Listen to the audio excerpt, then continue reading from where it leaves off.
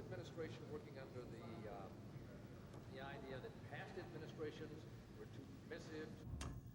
Prince Bandar and his family came to visit the president today at his ranch.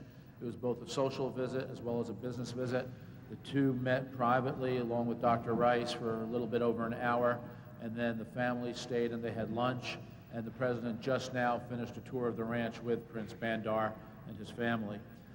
They discussed a variety of issues, including prospects of enhancing peace in the Middle East. They discussed the war on terrorism and Saudi Arabia's cooperation in the war. They made no decisions. They will continue to engage in consultations with Saudi Arabia, Secretary of Defense, Vice President, and they also talked about peace in the Middle East. On the topic of Iraq, the president stressed that he has made no decisions, that he will continue to engage in consultations with Saudi Arabia and other nations about steps in the Middle East, steps in Iraq, and the president made very clear again that he believes that Saddam Hussein is a menace to world peace, a menace to regional peace, and that the world and the region will be safer and better off without Saddam Hussein. According to the CEO report, earlier in August, 80% of the change.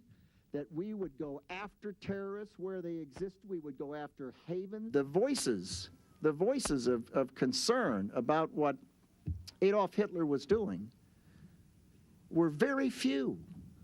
There was not unanimity.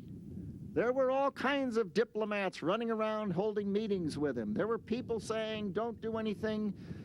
He'll stop. He won't do anything terrible."